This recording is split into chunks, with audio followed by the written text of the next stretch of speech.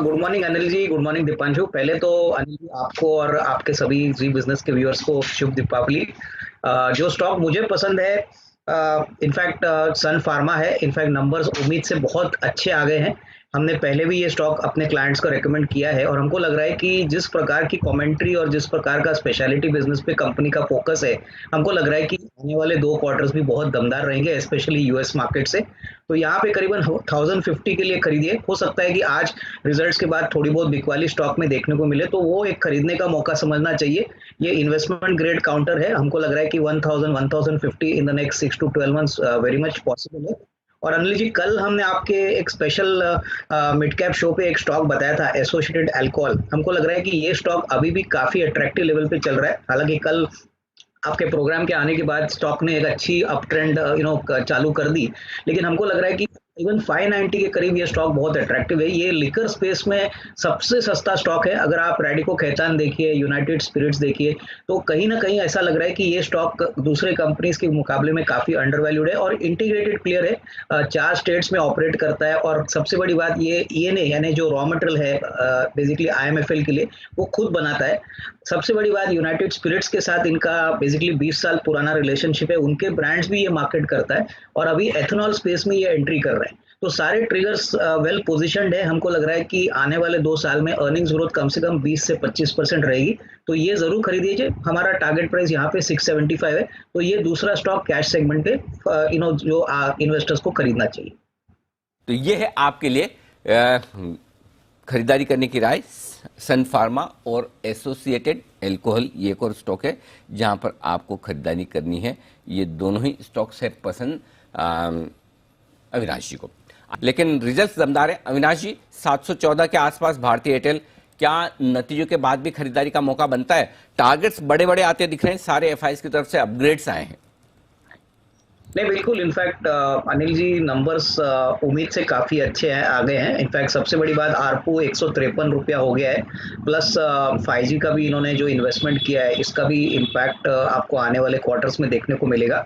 मेरे ख्याल से रेवेन्यू साइड पे, ऑपरेटिंग इबिटा साइड पे डेफिनेटली नंबर्स उम्मीद से काफी अच्छे आए। हमको लग रहा है कि तीसरी तिमाही और चौथी तिमाही भी कंपनी के लिए काफी अच्छी रहेगी। लेकिन इस कंपनी के रिजल्ट्स में 724 करोड़ एक्सेप्शनल इनकम है, ये भी ध्यान में रखना जरूरी है। बट अदरवाइज अगर ये इनकम को हटा भी दे, तो मुझे लग रहा है कि जो टेलवेड्स है टेलीकॉम सेक्टर के लिए, वो काफी पॉजिटिव है। हमको लग रहा है कि कहीं ना कहीं मेरे ख्याल से 850-900 रुपए का एक मीडियम टर्म टारगेट यहाँ पे बन सकता है। तो जिनको एक पोजिशनल व्यू और एक मीडियम टर्म व्यू लेना है, इनको इस प्राइस पे खरीदना चाहिए।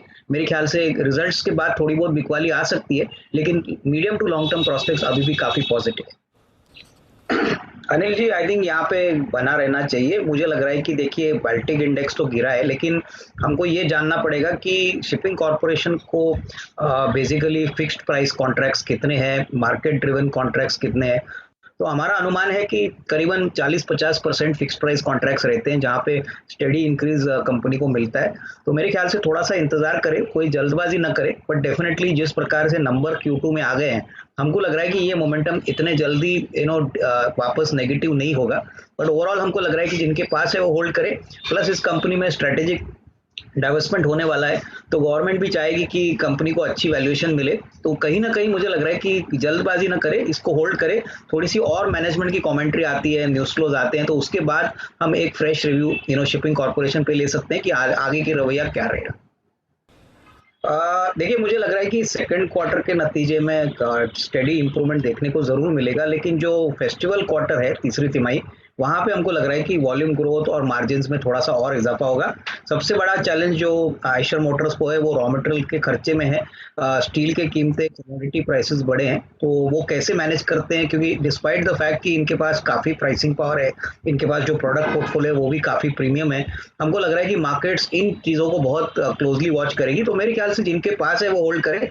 मेरे ख्याल से आगे मैनेजमेंट कमेंट्री और जिस प्रकार का न्यूज फ्लो आएगा, उसके हिसाब से मेरे ख्याल से स्टॉक का डायरेक्शनल ट्रेंड आगे चलेगा। तो डेफिनेटली नेट होल्ड करना चाहिए। अविनाश जी, भरोसा बनता है astral, Asian paints, Berger paints, ये जो एंड यूजर्स होते हैं, कच्चे तेल के दामों में जो थोड़ी गिरावट आई है, कैसे देखें सर मूवमेंट को? नहीं, बिल्कुल। इनफैक्ट दीपांशु, देखिए, ये सारी जो कंपनीज है, इनके लिए क्रूड डेरिवेटिव्स इनका एक मेजर रॉ मटेरियल कॉस्ट है। और अगर क्रूड की कीमतें गिरती है और कंटिन्यूसली नीचे आती है तो ऑब्वियसली तीसरे तिमाही में थोड़ा बहुत रॉ मटेरियल कॉस्ट गिरेंगे और मार्जिन में थोड़ा सा इंप्रूवमेंट के लिए जगह रहेगी। मेरे ख्याल से एशियन पेंट्स ने तो 9% का एवरेज प्राइस हाइक लिया है, तो अगर क्रूड की कीमतें बढ़ती है तो ऑब्वियसली इनको डबल बेनिफिट मिलेगा। रही बात एस्ट्रल की, तो एस्ट्रल में भी जो सीपीवीसी ये बनाते हैं इसमें क्रूड डेरिवेटिव्स का यूज किया जाता है, तो ऑब्वियसली ये जो क्रूड का प्राइस ट्रेंड है ये अगर लगातार गिरने लग गया तो ऑब्वियसली ये सारी कंपनीज को फायदा रहेगा। हमको आगे देखना पड़ेगा कि कितना सस्टेनेबल ये ग्रोथ ये डी ग्रोथ है, क्योंकि कल ओपेक की मीटिंग है, तो कल अगर कोई पॉजिटिव न्यूज फ्लो आता है और प्रोडक्शन अगर बढ़ा जाता है क्रूड का तो ऑब्वियसली क्रूड की कीमतें और